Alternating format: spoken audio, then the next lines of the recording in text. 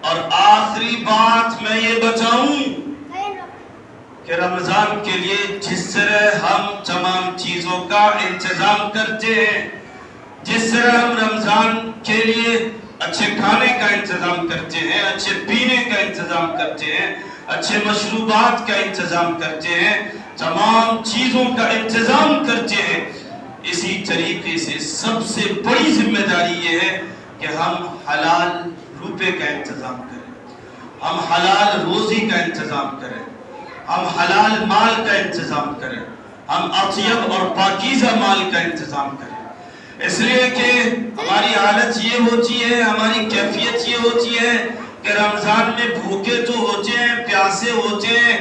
اور نفسانی خواہشات کی تکمیل سے بچے ہوئے ہوتے ہیں، تمام چیزوں کو ہم صحیح سے انجام دے رہے ہوتے ہیں، لیکن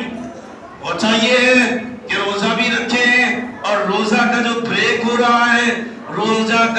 کا جو افطار ہو رہا ہے وہ حرام مال سے ہو رہا ہے، وہ ایسے مال سے ہو رہا ہے جو مال کسی سے لوٹا گیا ہے، کسی سے گھسوٹا گیا ہے، یا کہیں سے چوری کی گئی ہے، یا جس میں سود کی آمیزش ہے، جس میں ربا ہے، جس میں کمیشن ہے، جس میں حرام خوری داخل ہے۔ اس لیے سب سے بڑی ضرورت یہ ہے، سب سے بڑی ذمہ داری یہ ہے کہ رمضان سے پہلے ہم پاکیزہ مال کا بھی انتظام کریں، رمضان سے پہلے اطیب مال کا انتظام کریں، رمضان سے پہلے حلال روزی کا انتظام کریں کہ تمام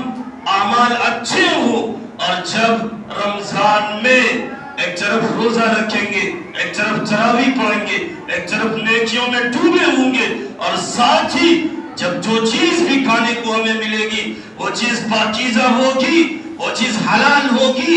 وہ چیز ہوگی جس پہ اللہ کی رحمت اور برکت ہوگی، جس پہ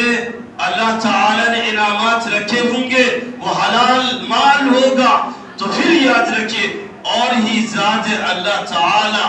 نیکیوں کی توفیق دے گا، اچھے اعمال کی توفیق دے گا، رمضان میں تہجد کی کثرت کی توفیق دے گا، رمضان میں استغفار کی توفیق دے گا، رمضان میں تلاوت کلام اللہ کی توفیق دے گا، رمضان میں بے شمار اچھے اعمال کی توفیق دے گا۔ اور اگر تمام چیزیں کر لیتے ہیں، اگر حلال مال اور اطیب مال اور حلال روزی کا انتظام نہیں کر پاتے ہیں، تو پھر یاد رکھیے بہت بڑی کمی رہ جاتی ہے، بہت بڑا خلا رہ جاتا ہے۔ اس لیے یہ سب سے بڑی کمی، اس کمی کو دور کیجئے، چاہے جس طریقے سے ہو، جیسے ہو، آپ حلال مال کا انتظام کیجئے۔ میں یہ نہیں کہتا کہ آپ کے پاس حرام مال ہے، مال ہے، اچھے مال ہے، پاک مال ہے، پوتر مال ہے، تو یقیناً اور اچھی بات ہے، لیکن اگر شک ہے،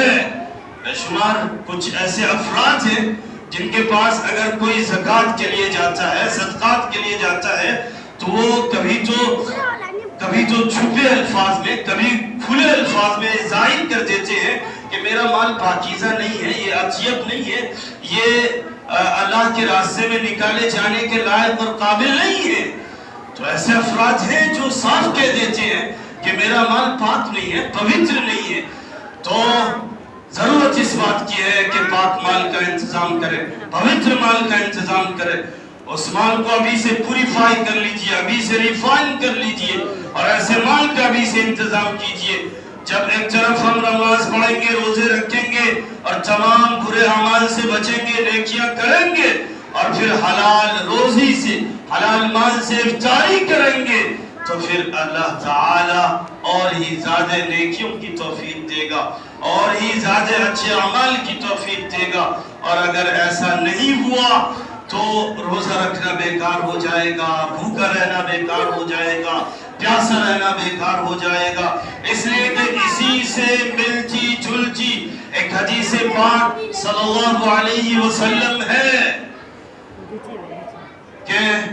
کچھ لوگ ایسے ہیں جو پورے دن روزہ تو رکھتے ہیں، پیاسے رہتے ہیں، بھوکے رہتے ہیں، وہ جو اللہ کے احکام ہے انہیں انجام دیتے ہیں، لیکن جب روزہ افطار کر رہے ہوتے ہیں تو پھر ایسے وقت میں حلال مال نہیں ہوتا، पाकीज़ा माल नहीं होता, अतीब माल नहीं होता, जिसकी वजह से तमाम नेकी उसकी अकारत हो जाती है, तमाम सवाब उसका बातिल हो जाता है। इसलिए हलाल माल का इंतजाम कीजिए।